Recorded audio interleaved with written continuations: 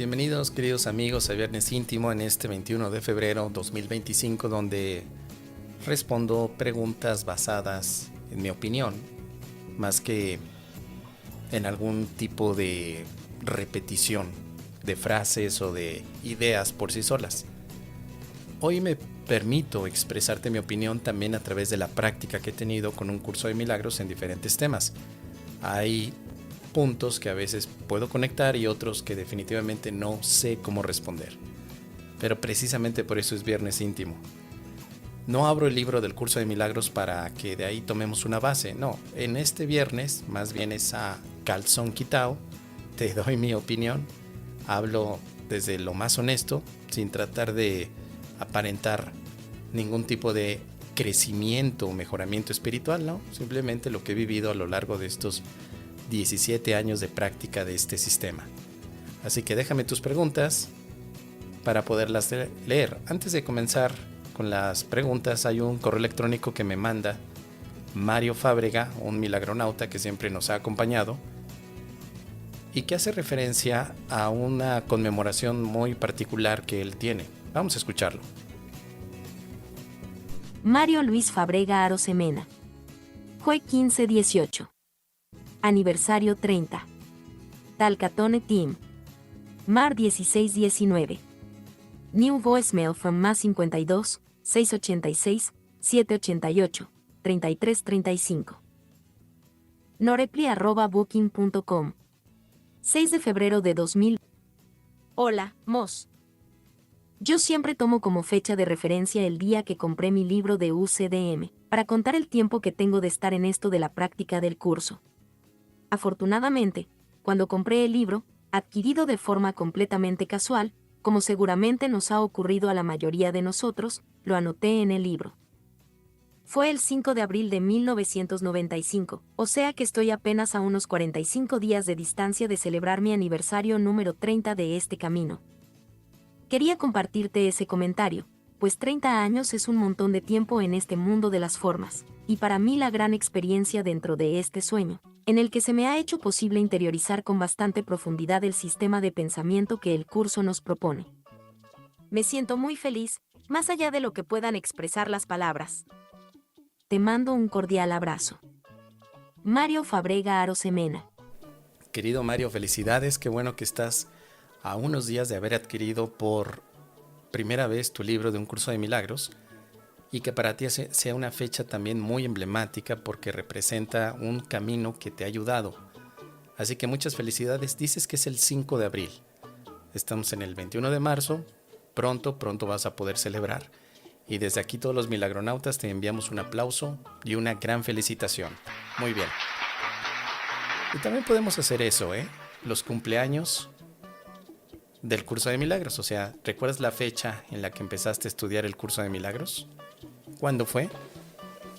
Tal vez así como Mario Fábrega, podrías también comentarme y aquí pasamos esta felicitación en vivo para que los demás también la puedan ser parte de ella, se la puedan compartir.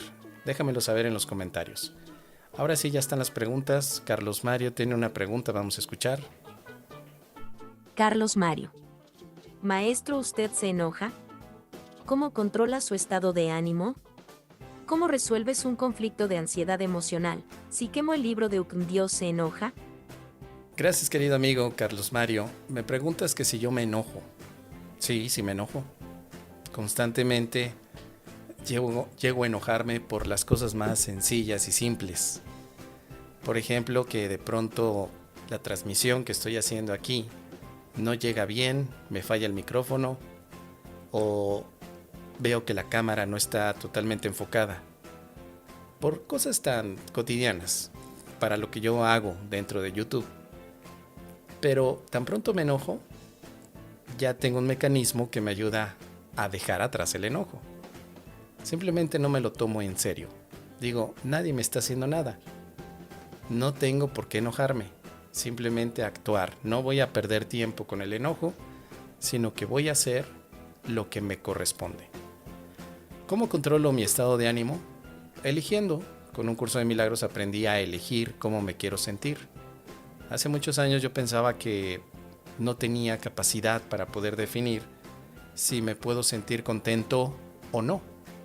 Pero al entrenar mis pensamientos, ya sé cómo controlar mi estado de ánimo, controlando mis pensamientos. Después de muchos años de práctica, ya sé qué pensar cuando quiero un estado de ánimo en particular. Si yo quiero un estado de ánimo apacible y tranquilo, pues sé que puedo pensar de una manera específica. Pero si quiero un estado de ánimo mucho más activo, puedo pensar de otra forma. El pensamiento es la clave para mí sobre la manera en la que nos comportamos y tenemos también estados anímicos muy particulares. Luego me preguntas, ¿cómo resuelves un conflicto de ansiedad emocional?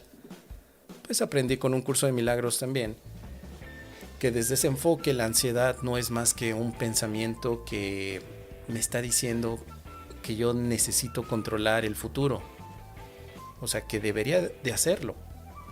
Y entonces, como es imposible controlar tu futuro, llegas a sentirte con mucho miedo ante lo que va a venir y luego empiezas a pensar que todo lo que viene es algo negativo, que te va a caer un castigo o quizá vas a tener que pagar por alguna situación que hoy en día no has podido resolver.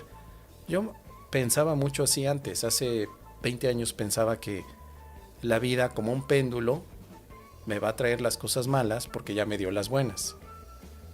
Pero ya no pienso así. Decidí dejar de pensar de esta manera porque no es sano. No ayuda, ni siquiera para la preparación. Si me preparo para el futuro, no tendrá por qué preocuparme, pero me preparo ante lo que está a mi alcance. No puedo prepararme para un futuro que no conozco totalmente, porque solo puedo prepararme con las cosas que tengo en este presente. Así que resuelvo la ansiedad reconociendo dos cosas. Primero, en el presente, ¿qué es lo que puedo hacer? Segundo, en el futuro confío que tendré las herramientas para hacer lo que me corresponda, porque siempre ha sido así. En el pasado tuve ciertas herramientas, en el presente ya tengo otras y confío que en el futuro tendré las adecuadas. Con mi práctica del curso sé que el Espíritu Santo me acompaña, pasado, presente y futuro. Por lo tanto, que Él me diga y me apoye para seguir adelante en este camino. No tengo por qué entonces entrar en un conflicto emocional. Y finalmente me preguntas que si quemas el libro del curso ¿Dios se enoja? No creo. ¿Por qué le importaría tanto a Dios un libro? Probablemente se enoje a alguien que considera el libro de un curso de milagros como propio. Afortunadamente también he pensado que el libro de un curso de milagros no es de mi propiedad. Aunque yo haya comprado con dinero ese libro, no me pertenece. Y mi pensamiento estoico me ayuda a ver todo como prestado. Si por alguna situación ese libro de un curso de milagros se quema, o yo lo quemo, o alguien lo quema, pues sé que no me afectaría, porque las ideas de un curso de milagros no solamente están escritas en ese libro, sino que ya las tengo interiorizadas. Si a mí no me preocupa, ¿por qué le preocuparía a Dios? ¿Cuál sería el objetivo de Dios de preocuparse por la quema de un libro? Pienso que no. Dios en su infinito amor no tendría por qué preocuparse por ese aspecto. Eso es lo que yo te puedo compartir, querido Carlos. ¿Tú qué opinas? Déjame tus comentarios. Saludos a los que se van conectando. Gracias. Está por aquí Luis Armando, Sol, Maricel, Monse también. Gracias por acompañarnos. Carmen Santis. Todos los que nos acompañan. Hola, hola, Mo, Sofi. Desaprendizaje. Escuchemos a Carlos Mario con otra pregunta. Carlos Mario. ¿Cuál es la diferencia entre Espíritu Santo y Diosito? Depende del contexto, querido amigo. Me imagino que tu pregunta la haces en el contexto de un curso de milagros. En el curso de milagros, Dios habla a través del Espíritu Santo, que es una creación de Él, para ayudar a su Hijo en el restablecimiento de la verdad en su mente. Podemos ver al Espíritu Santo como el puente conector entre las ilusiones y la verdad. Podemos ver a la verdad como Dios y al Espíritu Santo el puente. El Hijo de Dios con su mente conecta con Dios a través del Espíritu Santo. ¿Son lo mismo? Obviamente en la esencia del amor, Espíritu Santo y Dios son lo mismo. En funcionamiento, no. Dios no tiene más función que extenderse. El Espíritu Santo tiene como función ayudar al Hijo de Dios a recordar la verdad. Pero cuando el Hijo de Dios haya recordado la verdad, el Espíritu Santo ya no tendrá función. Volverá a su estado de esencia amorosa como lo es Dios. Así que en conclusión, aunque parezca que son distintos en función, son iguales en esencia. Lo mismo que nosotros como hijos de Dios somos esencialmente amor. Pero mientras percibamos el tiempo, funcionamos para perdonar. Y el Espíritu Santo nos ayuda en eso. ¿Qué te parece? Déjame aquí tus comentarios. Otra pregunta más de Carlos Mario, vamos a escuchar. Carlos Mario. Si me leí un libro satánico y después hice UCAM, ¿me quemo por ser ego? Si te lees un libro satánico y después hiciste el curso de milagros, no veo la relación con quemarte. Son dos eventos separados, no están relacionados, y mucho menos una experiencia de quemarte. Te puedes quemar si te acercas demasiado al fuego. Pero estamos hablando de algo físico, entiendo, ¿no? ¿Cómo te puedes quemar? Pues acercándote al fuego. Un libro no te quema. Los libros, a menos que tú los enciendas, pongas fuego en ellos, tienen papel, pues sí, empiezan a arder. Y si te acercas demasiado te puedes quemar. Si tú quemas un libro, pones tu mano, te quemas. Pero si no haces eso, los libros no tienen poder para quemar nada. No tendrías que quemarte. Ahora, te quemas, no sé cuál sería la causa. ¿Por qué te quemarías? ¿Cuál sería la causa? Me dices que por ser ego. No creo que por ser ego te quemes. Si lo tomas desde la visión del curso de milagros, el curso nunca dice que eres ego. Te dice que eres el Hijo de Dios.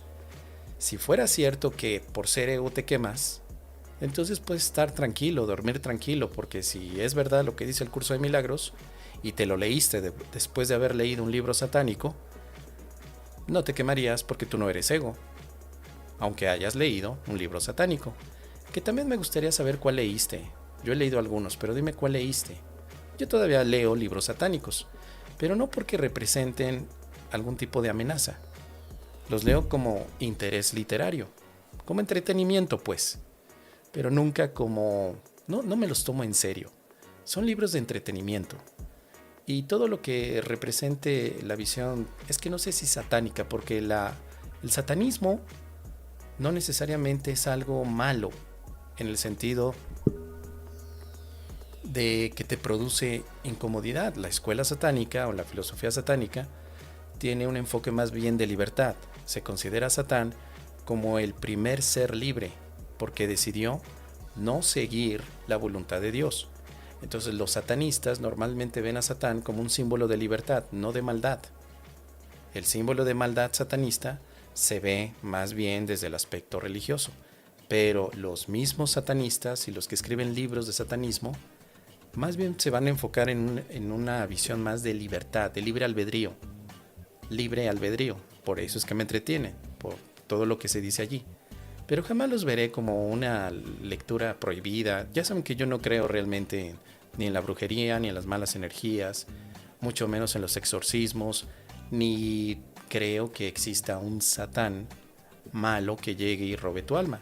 La verdad no, me parece entretenimiento, muy agradable, muy disfrutable, o quizás hasta te pueda causar miedo, pero es un entretenimiento nada más, así lo considero yo.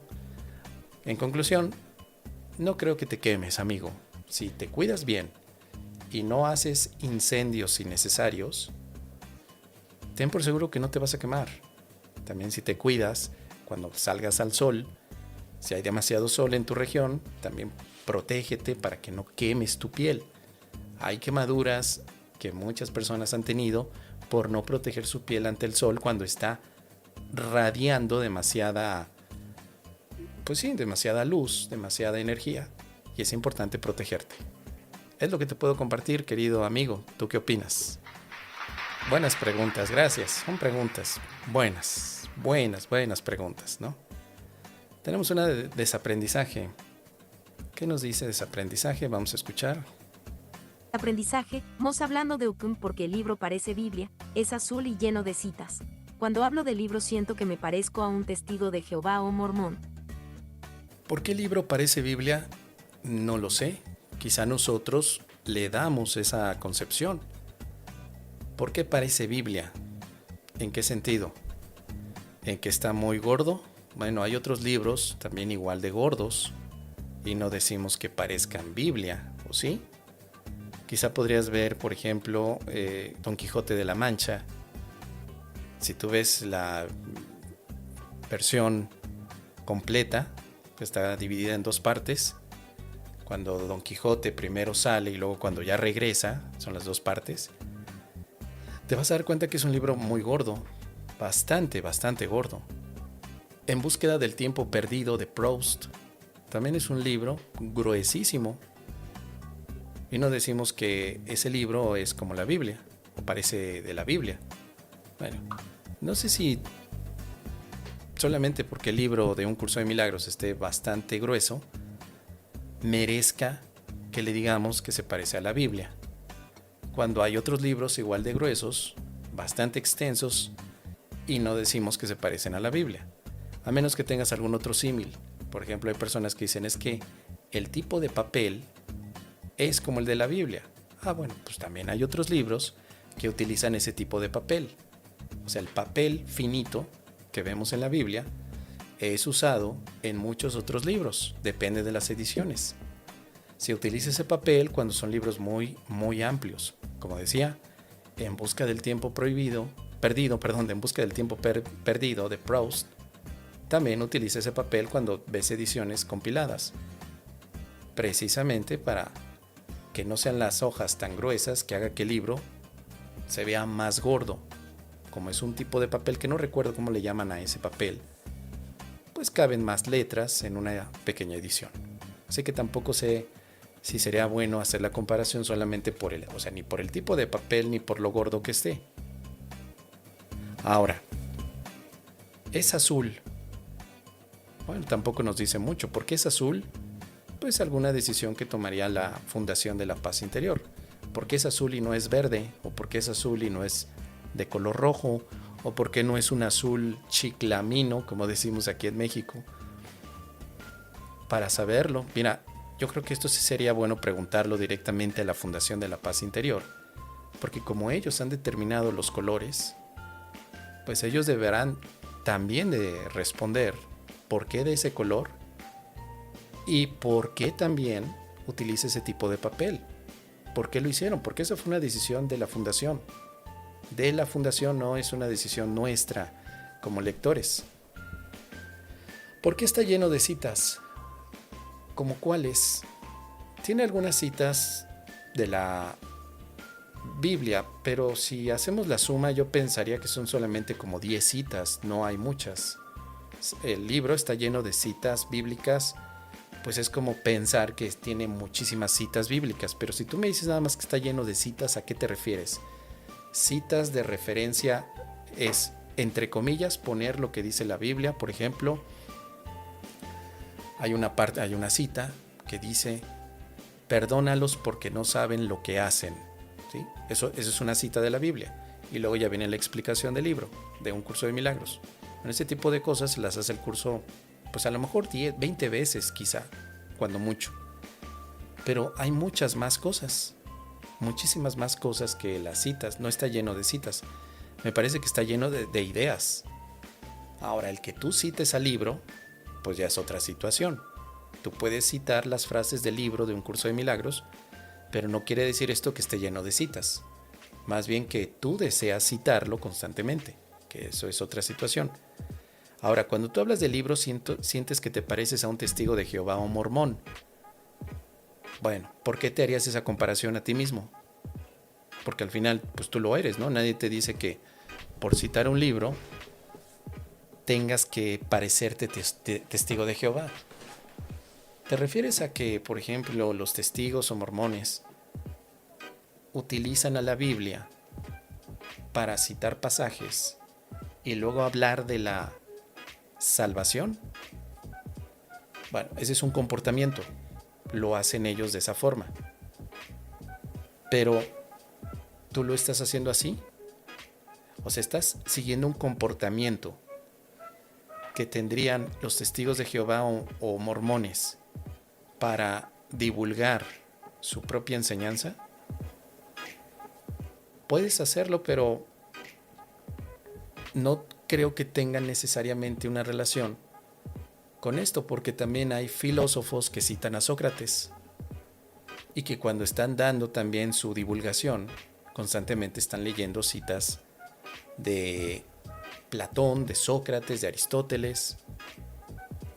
Pero yo lo he hecho cuando cito a Aristóteles o cuando cito quizá algún libro de filosofía que en ese momento esté leyendo. Por ejemplo, voy a citar a Nietzsche. Nietzsche dice en su aforismo que lo que no te mata te hace más fuerte. En su libro Así habló Zaratustra podemos ver otro gran aforismo que habla acerca de las transformaciones y dice textualmente que, pues yo cuando estoy hablando de Nietzsche o dando algún tipo de conferencia sobre las transformaciones de Nietzsche, no me siento como testigo de Jehová ni como mormón. De la misma manera que cuando hago citas del curso de milagros tampoco me siento así. Solamente me siento un expositor tomando ideas de un libro que yo no escribí y ponerlas al público. ¿Por qué tendría yo que sentirme parecido a un testigo de Jehová? Cuando lo que yo veo en mí más bien es un acercamiento de ideas de un libro a un público, que eso sería la divulgación. Pero eso es un aspecto personal. En tu caso, hay muchas preguntas más, querido amigo. ¿Por qué hablas del curso de milagros? ¿Es necesario que lo hables? ¿Tienes que estar citando al curso de milagros? ¿Para qué lo harías? ¿Tienes que citar el curso de milagros a alguien? ¿Por qué lo estás haciendo? ¿Para qué? ¿Es algo que te gusta hacer? Si lo quieres hacer, entonces, ¿qué problema hay con que parezcas testigo de Jehová? Lo que importa es que te gusta hacerlo. ¿O es malo que te parezcas a un testigo de Jehová? Yo recuerdo que las primeras veces que daba conferencias del curso de milagros me decían que yo era un predicador. ¿Por qué? Pues porque citas cosas religiosas para que los demás te escuchemos. Bueno, pues si es así está bien. Yo lo que quiero es divulgar, pero si tú escuchas que estoy haciendo una predicación, ¿qué problema hay? No hay ninguno. Al final lo más importante es eso. La percepción que tenemos y el propósito que le damos a lo que estamos haciendo. ¿Qué te parece de ese aprendizaje? Déjame tus comentarios. Hay otra pregunta que nos deja también de ese aprendizaje. Vamos a ver qué nos dice. Aprendizaje. Oye, Mos, ¿qué piensas de los mormones? Para mí eso solo es un gran negocio inmobiliario. Lo único que me llaman la atención son las gueritas que vienen a predicar su religión. ¿Te llama la atención? Bueno, algo bueno tiene entonces esa religión. Algo bueno que te atrapa y quizá podrías quedar atrapado o convencido, mejor dicho, de estar allí. Tal vez estás más cerca de ser mormón de lo que te imaginas, querido amigo. Quizá el día de mañana no vas a parecer mormón cuando hables del curso de milagros, sino que te vas a involucrar directamente en esa religión o en esa derivación de la religión institucional que ha sido la católica cristiana apostólica romana y que los mormones pues han utilizado con un enfoque particular. ¿Qué es lo que yo opino? Pues mira, como todas las religiones o todas las estructuras jerárquicas dentro de lo que es el ámbito de una religión, pues siempre hay muchos elementos que tienen que sostenerla, no solamente a nivel de personas que apoyan el culto, sino también la parte económica que lo pueda sostener. No tengo una opinión tan desarrollada porque no es un aspecto que me interese realmente. He visto a los mormones, quizá a los testigos de Jehová, pero no tengo conflicto con ellos. No me llama la forma o lo que predica, ¿no? De hecho, ninguna religión me ha llamado poderosamente la atención desde hace 20 años. No me considero ni cristiano, ni católico, ni budista. Me considero más bien arreligioso. Por lo tanto, yo vería solamente este tipo de sociedades como maneras de responder a una cultura, de responder también a una necesidad espiritual. Por lo tanto, mi opinión pues puede estar muy sesgada, debido a que como no conozco tanto del tema y no he tenido tampoco interés, pues no sabría qué decirte al respecto. Pero si las güeritas te llaman la atención de esa religión, déjanos saber si ya conociste alguna y qué es lo que te comentan ellas. Déjalo aquí en los comentarios. Mafer tiene una pregunta, vamos a escuchar. Mafer Castillo, Mosito, leí 2 veces el texto y no entendí casi nada, solo pocas partes, pero practiqué mis lecciones el año completito y mi mente cambió, pienso y siento paz. Pero estoy desinteresada de todo, no tengo interés en nada ni en mi pareja. Me siento bien conmigo misma. ¿Te paso con tu pareja o cómo lo lleva el desinterés? En mi caso fue al revés, yo tenía desinterés. Pero luego conocí un curso de milagros y con el curso de milagros encontré un interés en mi propia paz interior.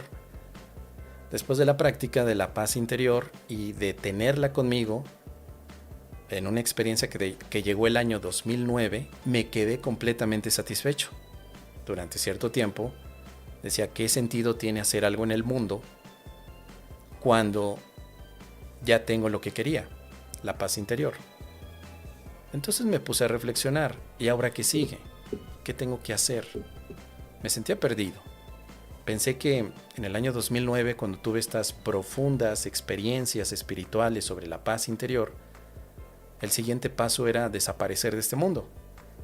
Pero no sucedió así. Yo seguía comiendo, durmiendo, bebiendo, viendo personas, o sea, seguían las cosas igual. Por un momento me desubiqué porque no sabía qué hacer. Bueno, el objetivo del curso de milagros ya lo alcancé. ¿Cuál? La paz de Dios ya la conocí, ya la conozco, no necesito más. Esto es todo lo que quería. En esos días de desubicación, lo que hice fue volver a preguntarle a mi amigo, ¿qué tengo que hacer?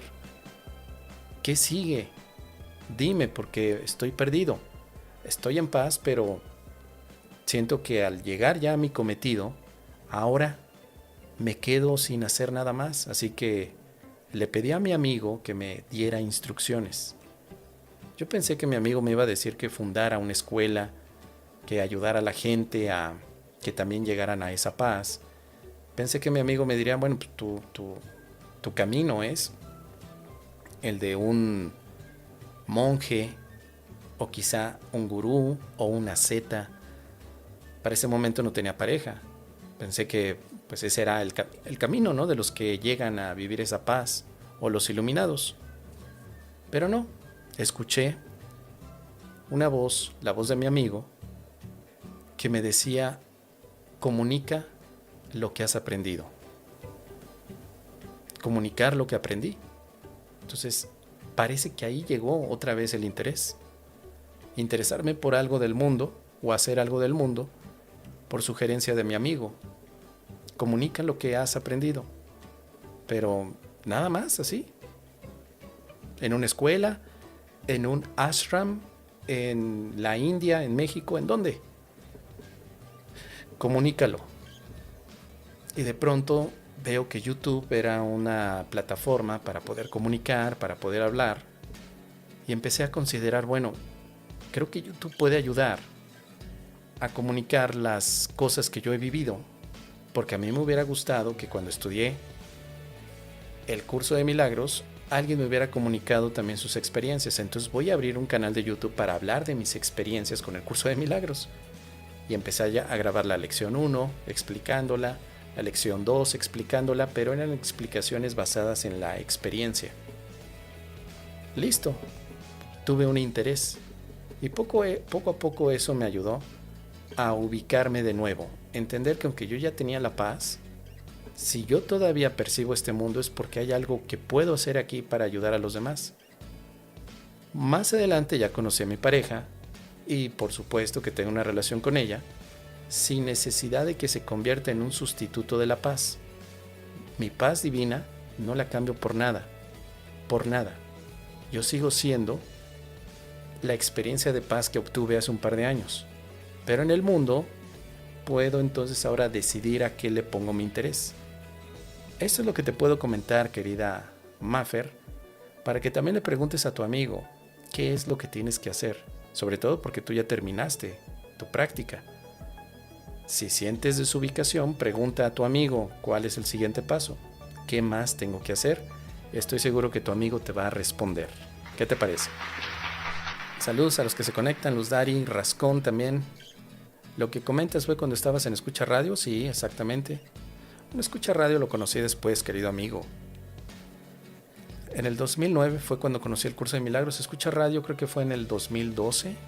Creo que sí, 2 o 3 años después. Vamos a escuchar a Luis Armando. ¿Qué nos dice? Luis Armando, Mosito, en algún momento cuando comenzaste a enseñar sobre UCDM, te vestiste de blanco y así estilo gurú, descalzo con apamala, etcétera, etcétera. ¿Cómo fue tu proceso de deshacerte de eso o el deseo de hacerlo? Sí me vestí así. Por ahí tengo algunas fotos que luego se las voy a compartir, las voy a buscar porque fueron las primeras fotos. Yo me vestía así porque yo copiaba a los que hablaban de espiritualidad. Tuve una experiencia profunda espiritual, muy profunda en el año 2009, que me cambió completamente la vida y se debió a la práctica del curso de milagros. En las primeras 50 lecciones de práctica, encontré la paz de Dios. Y esa paz me sanó completamente de soledad, ansiedad, culpabilidad. Todo quedó sanado. Pedí la experiencia, seguí con los ejercicios y se me concedió. Para ese momento mi manera de vestir y de actuar todavía era muy formal debido a mis funciones en el empleo que tenía. Trabajé en una empresa de telecomunicaciones como asesor financiero y eso me exigía llevar un buen traje, saco, corbata, bien vestido. Pero cuando empiezo a ver el curso de milagros con más profundidad, encuentro esta paz y después de la paz empiezo a buscar quién más la ha sentido. Pues lo primero que encuentro son todos los gurús y maestros espirituales o los maestros iluminados. Y en algunos veo un patrón muy específico que es la forma en la que se visten, la forma en la que hablan. Y yo trato de copiarles, pero sobre todo cuando empiezo a exponerme al público, cuando empiezo a hablar, no en los videos de YouTube, sino cuando ya viajo a una conferencia, hay personas que llegan vestidas así. En muchas conferencias de un curso de milagros hay personas que llegan vestidas de blanco con todo el outfit espiritual. Hay varias personas, no digo que todas. Entonces yo empezaba a verlas y digo, creo que yo debería de vestirme de otra forma, porque yo iba con jeans, a veces con una camisa formal. Creo que en las primeras iba con traje, pero después ya me fui aflojando un poco más. Pero al ver que los que iban, los asistentes, eran muy espirituales, yo sentía que desentonaba con mi manera tan relajada de vestirme y que más bien el formalismo para hablar en público espiritual tenía que ser la vestimenta japamala, descalzo, también lo hice descalzo, sí, en varias ocasiones, ropa blanca de manta, barba larga y cabello largo. Lo hice y obviamente eso llama la atención, es básicamente el arquetipo que buscamos, ¿no? Del sabio, del gurú, eso llamó la atención. Pero luego empecé a viajar más, me empezaron a invitar a encuentros grandes de un curso de milagros, de espiritualidad, y veía todo tipo de vestimenta, todo tipo de maestros, de alumnos, y luego me daba cuenta que muchos de ellos a los que yo copiaba también estaban viendo a otros que copiaban. O sea, empecé a reflexionar, ¿este es el outfit que se utiliza para ser espiritual? ¿O podría yo ser más auténtico y utilizar el mío? Y entonces empecé a vestirme de otra manera. Pero llegó un momento en que dije, bueno, ¿por qué estoy buscando cómo destacar dentro de lo que es el ámbito de los maestros espirituales? ¿Cuál sería el enfoque? ¿Para qué? si lo que importa no es tanto la vestimenta. Y empiezo a estudiar y analizar con detalle cuál es este lenguaje oculto que tenemos en nuestra manera de hablar y de expresarnos con el cuerpo y con la vestimenta. Y me doy cuenta que sí, eso impacta. A muchas personas les impacta ver a una persona hablar de cosas espirituales con la vestimenta apropiada. Y ahí es cuando me doy cuenta que algunos, aunque no sabían de lo que estaban hablando y se decían maestros, la vestimenta blanca les ponía una autoridad incuestionable. Y ahí fue cuando empecé poco a poco, querido Luis Armando, a pensar, ¿el hábito hace al monje? ¿De verdad? Y empecé a ver muchas cochinadas dentro de este camino. No digo del curso de milagros, del camino de los cursos, de los retiros, de los maestros espirituales, cochinadas. Dije, sí, alguien se puede ver muy lindo a nivel de vestimenta impecable, pero después del show yo conviví con muchos maestros y una cosa era lo que decían y otra lo que hacían, muy distinta, ¿no? Entonces yo me quedaba confundido porque decía, pero ¿qué no todos tenemos que perdonar? ¿No tenemos que sentirnos también libres de expresar opiniones? Y no. Entonces vi prácticas que no me gustaron porque me parecían totalmente incoherentes. Así que poco a poco me fui alejando más y más de ese tipo de eventos. Me invitaban, pero ya no asistía. Por un lado no me gustaba eso y por el otro lado porque yo tenía más trabajo en la empresa y no podía dedicarle tanto tiempo. Sin embargo, ahora me permito vestirme más o menos de acuerdo a la ocasión. ¿Sí? Hay eventos en los que todavía hace 2 o 3 años me invitaron y me pedían una vestimenta en particular, blanco. Está bien, voy de blanco. Ya no me molestaría, ¿no? Porque ya sé que es un show. Pero cuando no se me da un código de etiqueta, pues visto más que nada con una camisa suelta, una camisa de vestir, jeans que me gustan, zapatillas deportivas pero cómodas, porque pues a veces estoy de pie varias horas. Estar utilizando zapatos que tengan un poco de tacón, pues no me gusta. Y lo que me enfoco más bien es a transmitir un mensaje que tenga eco y profundidad. Puedo hacerlo sencillo, puedo hacerlo divertido, puedo hacerlo quizá con más enfoque a interiorizar. Pero sé que ahora tengo más elementos que hace muchos años, donde solamente me preocupaba por ser exacto con el curso o por vestirme de una manera. Ahora sé que hay más recursos, tengo herramientas que me permiten comunicarme mejor, algunos elementos de broma y sobre todo que también me he permitido ser auténtico. Ya no le estoy copiando a nadie. No me interesa copiarle a otro maestro como lo hace. Encontré ya mi propia voz de comunicación dentro de este ámbito. No me considero ni un gurú, ni un experto, ni un maestro. No creo que para mí tenga sentido utilizar una de esas categorías. Pero la que sí utilizo constantemente es la de, pues, divulgador, hablar. Más que facilitador, divulgador. Hablar sobre un tema que me gusta, que es el curso de milagros, y de una manera entretenida para que hasta un niño pequeño lo pueda entender. Por eso es que pongo ejemplos, estoy al tanto de la cultura popular, trato de estar al pendiente también de las noticias para poder moverme en todo esto. Y al día de hoy pues me siento bastante bien de lograr ese tipo de experiencias, me siento muy cómodo. Ahora que voy al evento de Colombia, la próxima semana voy a estar con Martín Merayo y Ángela Potes en Colombia. Pues yo sé que no hay ahí un código de vestimenta, es un retiro llamado Primero Tu Paz en el que vamos a estar los tres. Además aquí lo pongo en la pantalla. Vamos a estar los tres y no vamos a ir vestidos de blanco. Yo sé que Martín tampoco tiene ese tipo de aspecto y Ángela pues no, también es relajada. O sea, entre los tres vamos a ofrecer una experiencia que va a ser de convivencia para los que vayan, al retiro.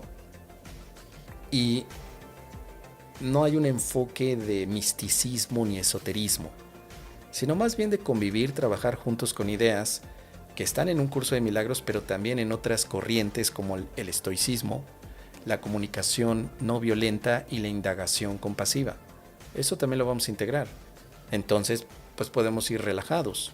Si la gente quiere ir de blanco, está bien, o si quiere ir toda de negro, pues está bien, o si quieren ir con una ropa cómoda, está bien. No es una de las cosas que nosotros pongamos como algún tipo de límite, sino más bien que se sientan cómodos. O sea, el enfoque aquí es las ideas que vamos a comunicar, no el ambiente formado por nuestra manera de vestir, no, más bien la convivencia. Si están interesados me pueden contactar al teléfono que está en WhatsApp y les doy todos los detalles. Todavía tenemos un par de lugares para que nos acompañen. Este próximo febrero 28 2025, marzo 1 y marzo 2, es un fin de semana donde vamos a hablar de estas técnicas para vivir en paz. Y les vamos a hablar desde un punto de vista que sea práctico. Vamos a hacer muchas prácticas con ideas quizá que han estado desde hace mucho tiempo en nuestra cotidianidad y no las hemos aprovechado. Así que para concluir, querido amigo, aunque yo tuve estos momentos, tampoco me quedé tanto.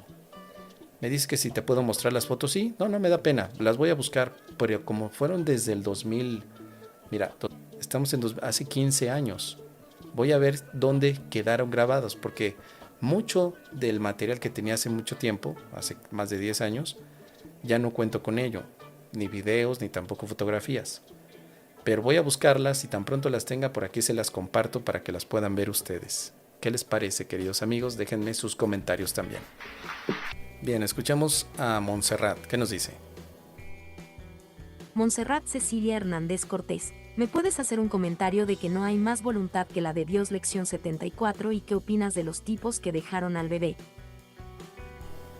La lección de que no hay más voluntad que la de Dios en un curso de milagros habla acerca de una determinación que no se puede quebrantar. Es decir, una decisión que ya no se puede cambiar de ninguna manera. La voluntad de Dios, de acuerdo al curso de milagros, es que su hijo viva feliz. Eso significa que pase lo que pase, el hijo vive feliz. O aquello que cree que le pasa. La voluntad de Dios es que su hijo siga siendo eterno, inocente, perfecto. Pero eso solamente ocurre en el ámbito del espíritu. La voluntad de Dios es a nivel de espíritu. En el mundo físico, de acuerdo al curso de milagros, lo que estás viendo no existe, solo es una imaginación. El Hijo de Dios se está imaginando algo diferente a la voluntad de Dios. No tendría por qué hacerlo, pero según el curso de milagros, la mente del Hijo de Dios está atrapada en la negación de la voluntad de Dios. Y por eso está soñando en algo que aparenta excluir la voluntad de Dios, que para mí comprenderlo fue simplemente felicidad. O sea, la voluntad de Dios es que yo sea feliz, pero no en el sueño, sino en la mente.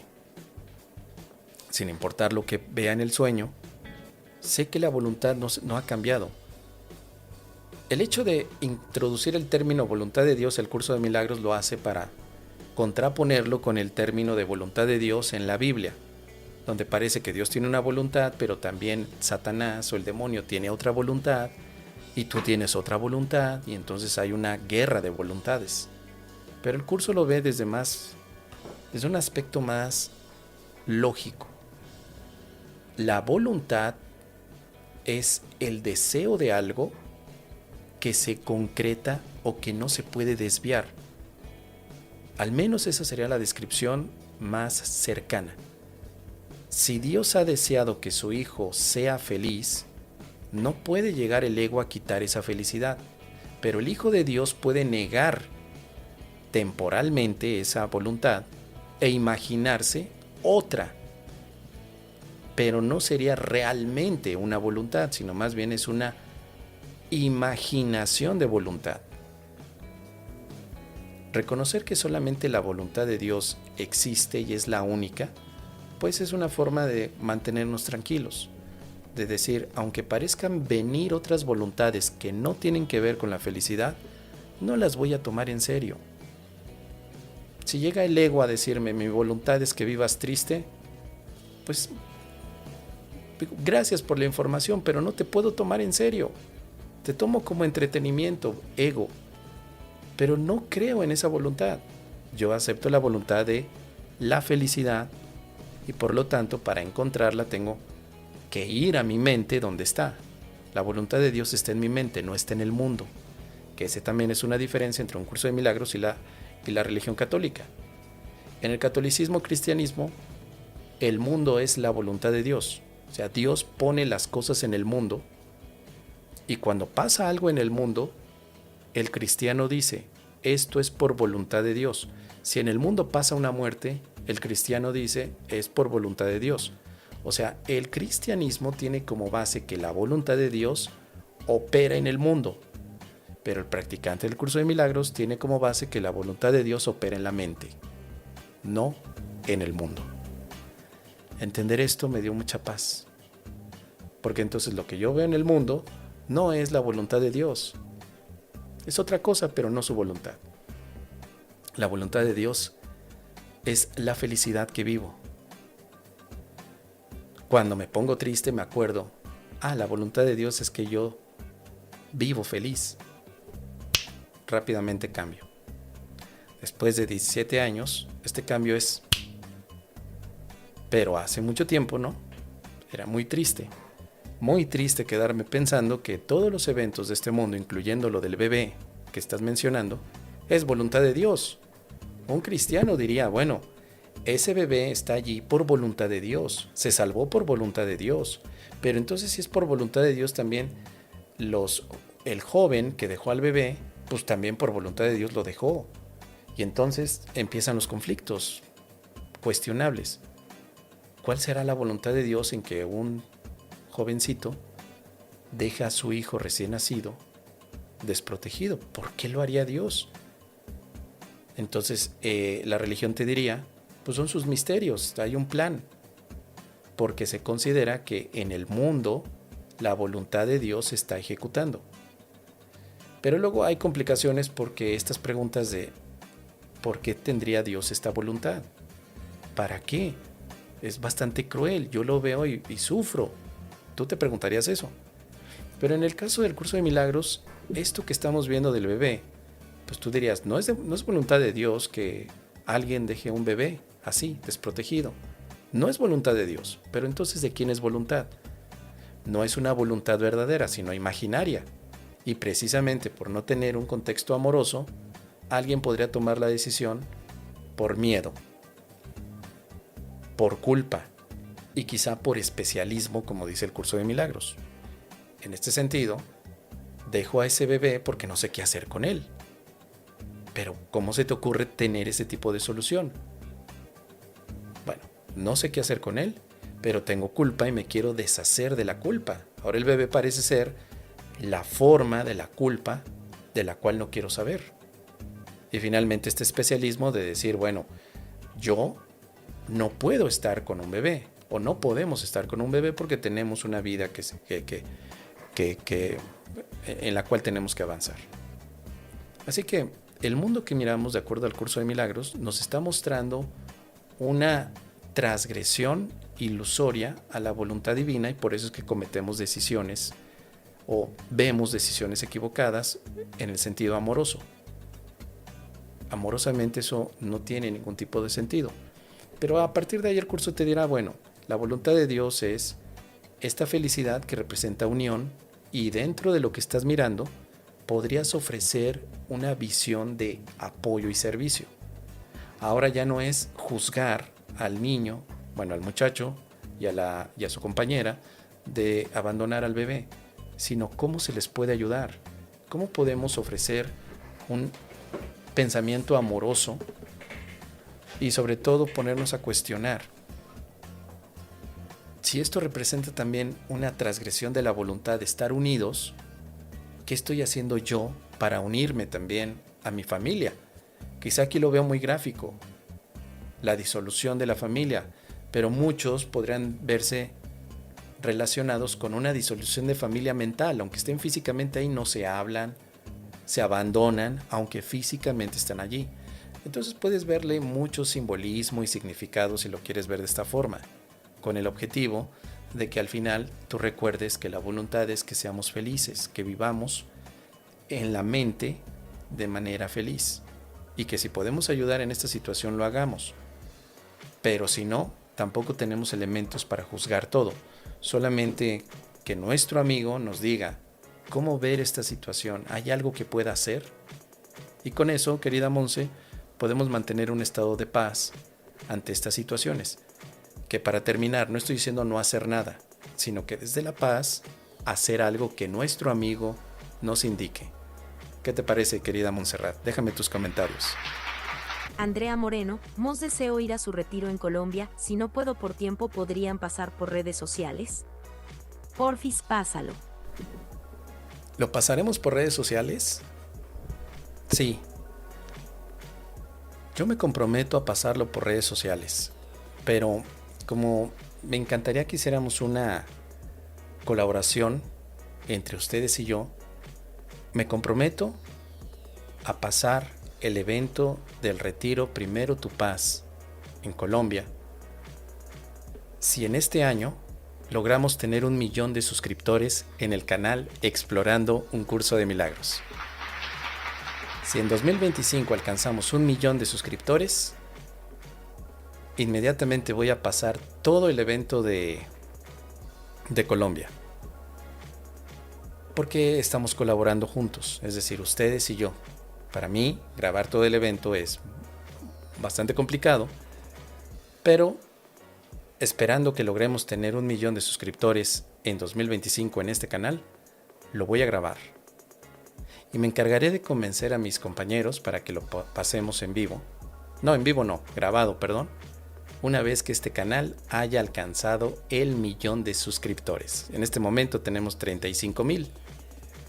Así que falta poquito para llegar al 1 millón.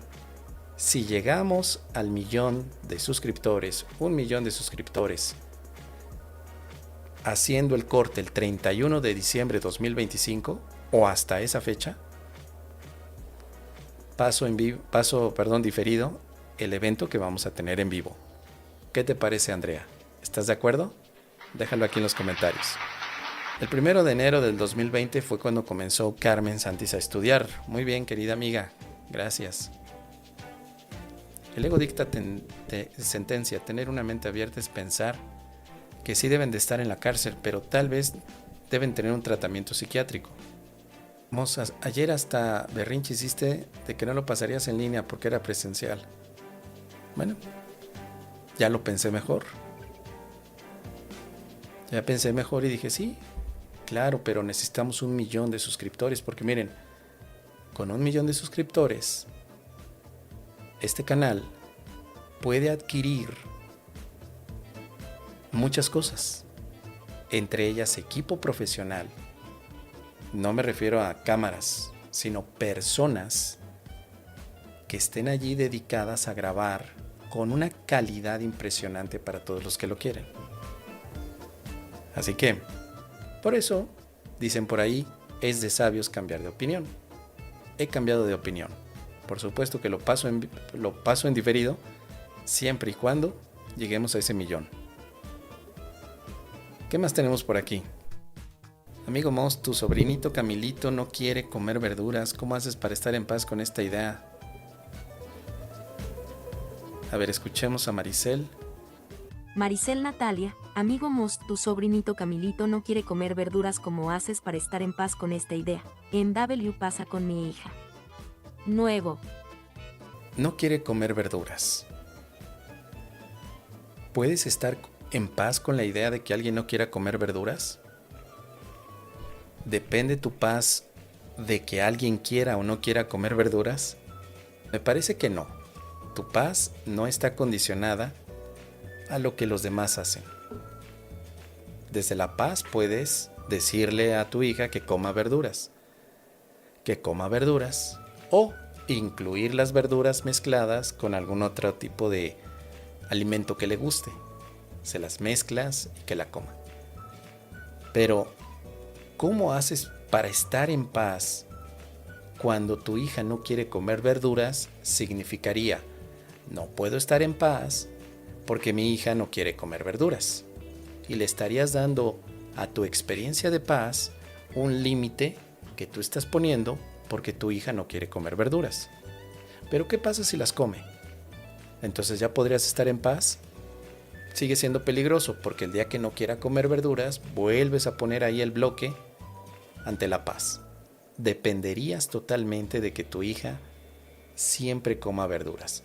Y vamos a suponer que ya tu hija está comiendo verduras, porque tú le dijiste y porque eso te da paz. Le dijiste, hija, además de que esto es bueno para ti, a mí me ayuda a estar en paz. Así que tu hija, para agradarte, empieza a comer verduras. No le gustan, pero las come porque te quiere agradar y quiere que tú sigas en paz. De pronto te das cuenta que no estás en paz, pero ya no es por las verduras de tu hija, sino porque ahora tu hija se viste de una manera que no te gusta.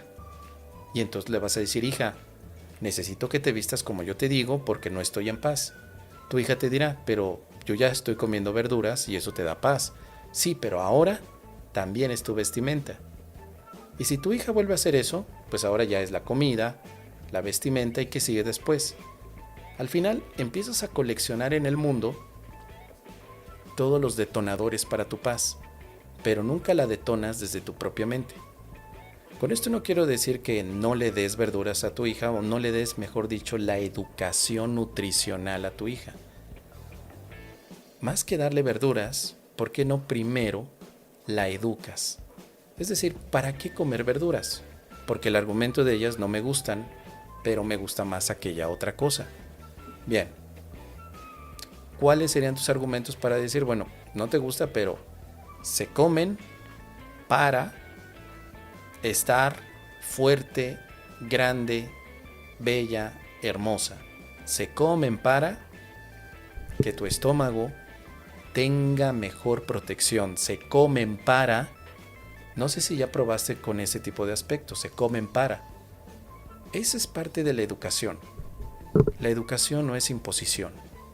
Porque tú puedes sentar a la hija, amarrarle las manos, abrirle la boca y meterle la cuchara de verduras. Pero eso es una imposición. Es básicamente cuando ya nos rendimos y no sabemos qué hacer. Pero si trataras de ver educativamente cómo convencerla, y aquí ya ocupo la palabra, convéncela de comer verduras. Convéncela, convencedora, convéncela. Puedes actuar, hacer un discurso, tienes oratoria, convéncela. Ese es el objetivo. O inspírala, persuádela de que coma verduras, negocia con ella. Bueno, a mí no me gustan mucho las verduras, querida Maricel. Yo las como porque sé que son necesarias para mi cuerpo.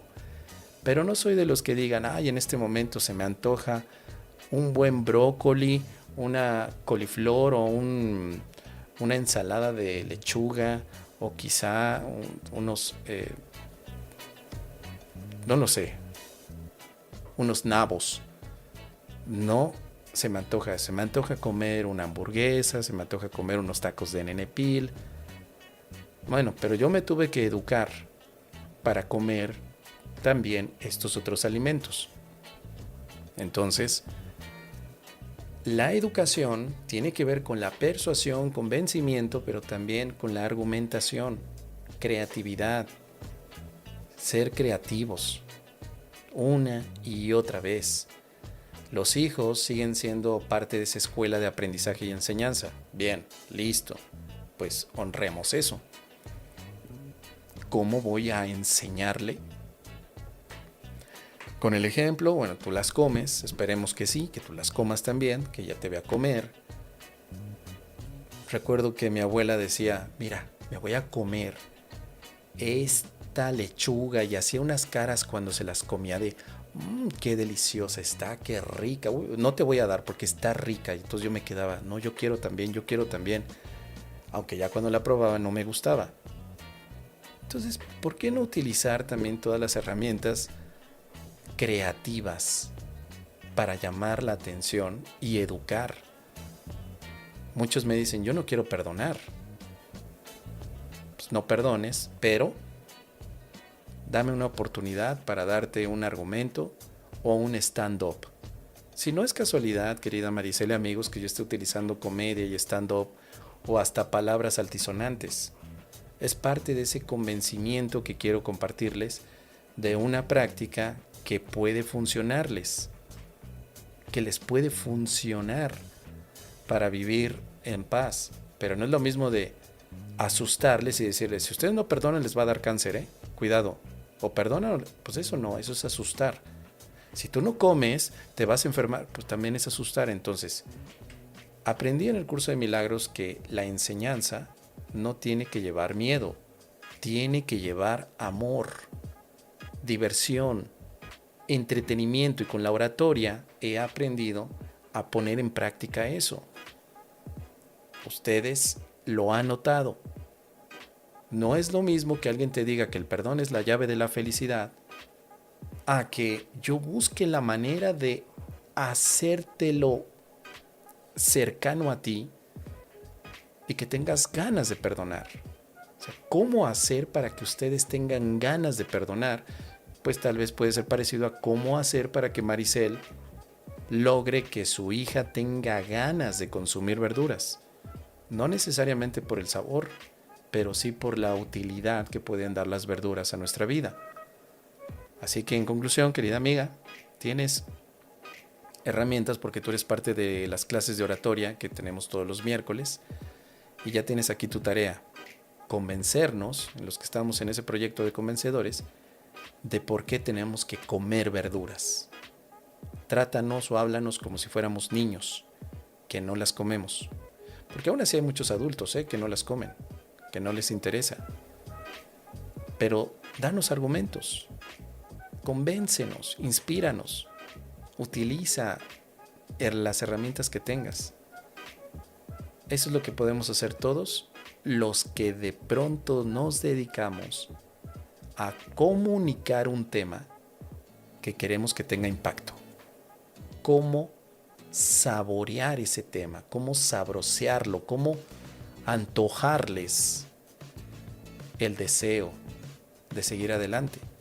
Y bueno, ustedes han notado, lo llevo a la práctica y no solamente me divierte a mí, sino que también he escuchado testimonios de personas que dicen, bueno, lo que he oído contigo, Mos, me ha ayudado. Me dan ganas de seguir estudiando el curso cuando yo lo había abandonado. Perfecto. Adelante, qué bueno. Así que a inspirar. ¿Qué te parece, Maricel? Déjame tus comentarios. Dice Luis Armando, si te ve Don Próculo que tiras el libro, él sí se enoja. Entonces es muy fácil hacerlo enojar. Marisa Nieves Vázquez, buenas tardes amigo y milagronautas. Pregunta, ¿tienes alguna técnica para darte cuenta de que estás viendo el pasado? Gracias. ¿Alguna técnica para darme cuenta que veo el pasado? Sí, esa técnica la hemos utilizado todos. Todos. No hay ninguna persona que no haya utilizado esta técnica, pero no se había dado cuenta que es la alarma para darnos cuenta que estamos viendo el pasado. Esta técnica no se me ocurrió a mí, querida Marisa. Yo la estoy utilizando todo el tiempo después de estudiar un curso de milagros. ¿Cuál es esta técnica? Bueno, en primer lugar, es una técnica que se siente. O sea, ni siquiera la tienes que pensar. No es que tengas que hacer algo particular, sino que te avisa sola. Sola te avisa. Tú estás tranquilamente y de pronto, ¡pum!, la técnica se activa cuando comienzas a ver el pasado y lo notas. Te aseguro que lo notas. Lo notas inmediatamente. Lo que pasa es que no hemos relacionado esta técnica con ver el pasado. Como que tenemos esto desconectado. El curso lo ha unido diciéndote, cada vez que ves el pasado, te vas a sentir así. Cuando no te sientas así, probablemente no estás viendo el pasado, estás viendo tu presente. La técnica se llama estar encabronado, enojado, molesto. Cada vez que estoy enojado, esa es mi técnica para darme cuenta que estoy viendo el pasado. Nada más. Me doy cuenta que estoy enojado. esto quiere decir que estoy viendo el pasado. Pero si después de cierto tiempo no estoy enojado, no estoy viendo el pasado. Estoy viendo una fotografía. Pues sí. ¿Estoy enojado por ver la fotografía? Pues no. Entonces no estoy viendo el pasado, estoy viendo una fotografía. Pero si estoy viendo la fotografía donde yo salgo con el cabello largo, vestido de blanco, dándole la bendición a todas las personas que llegan, molesto, porque estoy actuando de una manera que no me gustaba, ¿estoy enojado? Sí. Estoy viendo el pasado. Así que la técnica la aprendí en la lección número 5 del curso de milagros. Nunca estoy disgustado por la razón que creo. Estoy disgustado por algo que estoy viendo y que no está allí. Y en la lección número 7 dice, solo veo el pasado. Esa es la razón por la que estás disgustado. Listo, por lo tanto puedo utilizar el disgusto como una alarma sensorial para darme cuenta que estoy viendo el pasado. Cuando no estoy disgustado, cuando estoy feliz, en paz, estoy viendo el presente. ¿Ustedes ya conocían esta técnica del encabronamiento?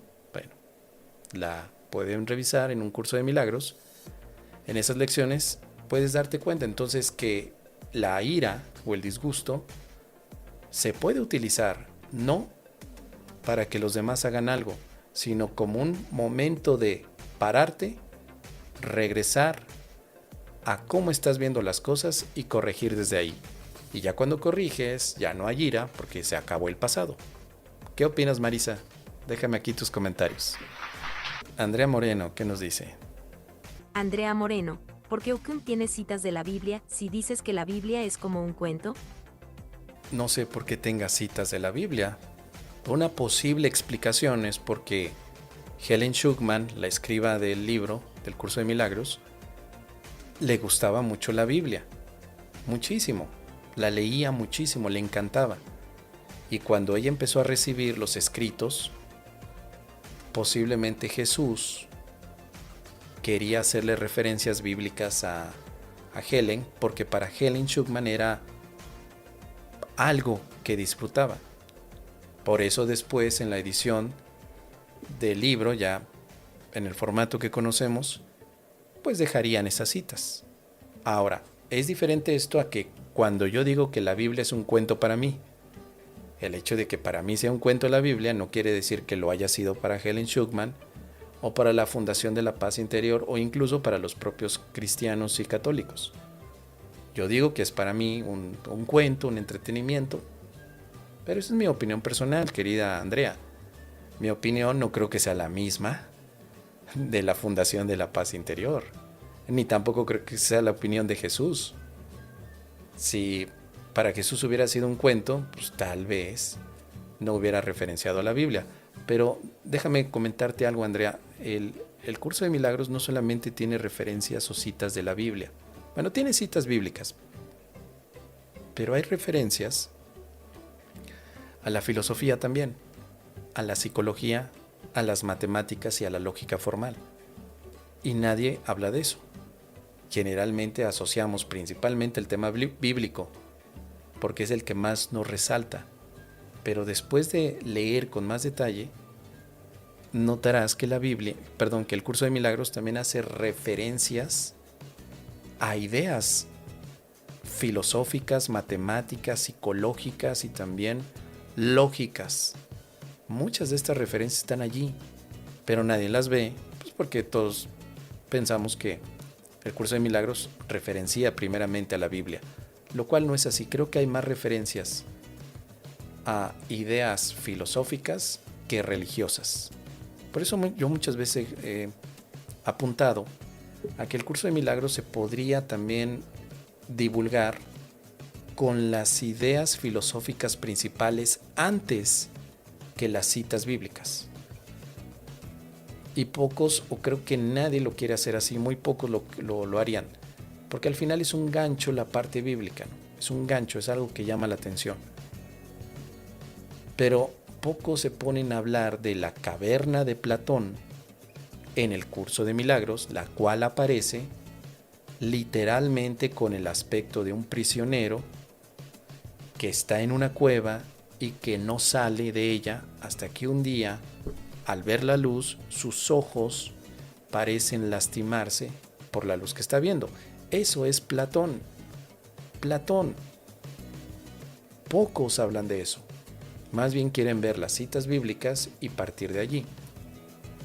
Pero tanto como esta referencia a Platón que está ahí, tanto como la referencia a algunos otros que hablan sobre el aspecto filosófico del pensamiento y del comportamiento, como también tiene el curso de milagros con los estoicos, donde no es lo que te pasa, lo que te afecta, sino la manera en la que lo ves, o como la ira y el disgusto, que también es tocado por filósofos como Séneca.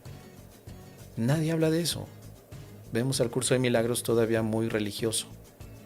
El enfoque que le han dado muchos maestros y facilitadores al curso de milagros cuando lo quieren divulgar es religioso.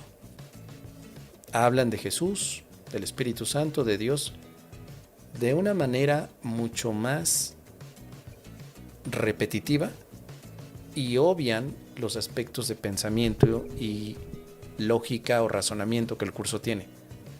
Así que lo que ha pasado hasta nuestros días es que ahora se ve el curso de milagros como un curso de la nueva era, espiritual religioso, y se está convirtiendo en una broma, en un chiste. Me refiero a una visión cuando no has conocido. Alguien dice, el curso de milagros, sí, le quieren competir al cristianismo.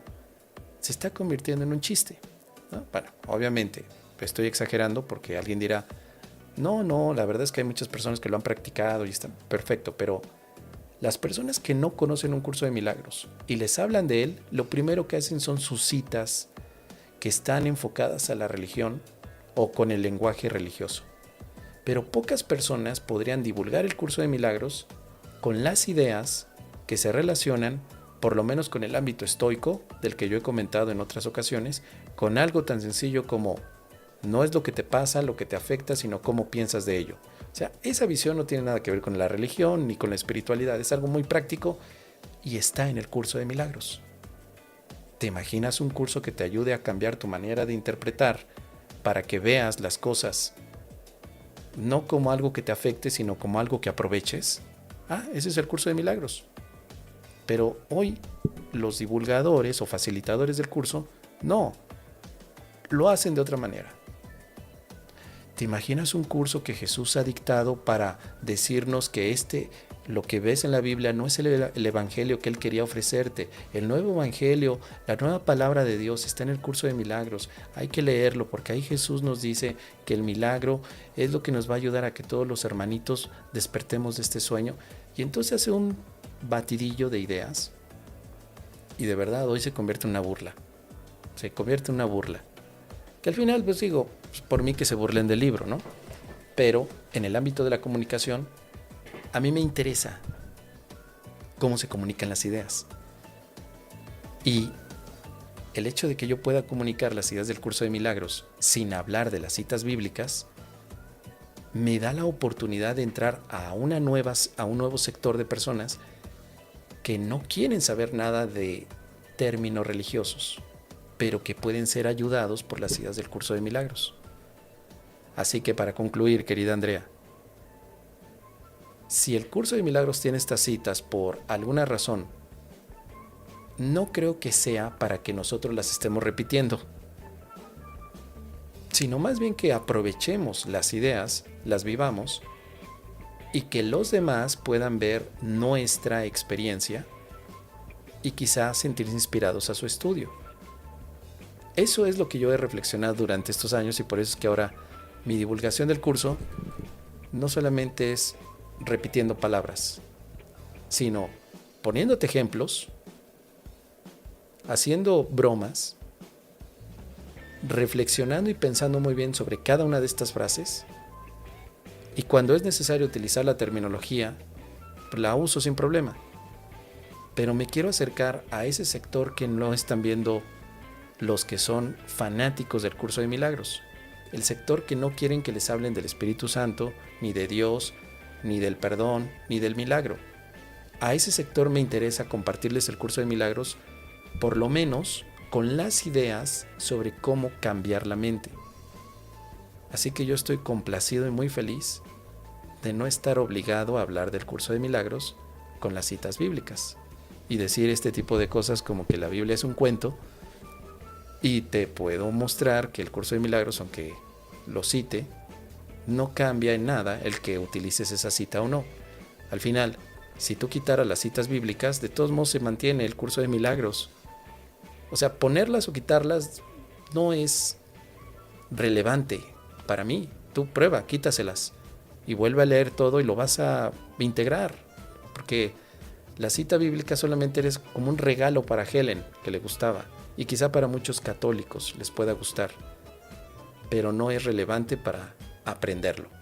¿Ustedes qué opinan? Déjenme aquí sus comentarios. Tenemos una pregunta vamos a ver, de nuestro querido amigo Pablo. ¿Qué nos dice? Pablo Lázaro, ¿por qué no crees en energías y posesiones demoníacas, exorcismos, Mos? Yo, por ejemplo, si creyera en el diablo, entonces no creería en Dios. Buen fin de semana. No creo en este tipo de aspectos porque me parecen difíciles de poder demostrar y repetir, más que los veo como subjetividades. Es algo que alguien te puede decir, a mí me pasó y te doy mi testimonio.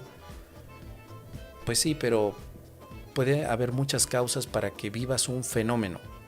No hay una explicación contundente, es difícil demostrar que haya energías y posesiones demoníacas. Pero hay un fenómeno donde ves una persona como gusano que le echan sal en el piso diciendo que tiene una posesión demoníaca.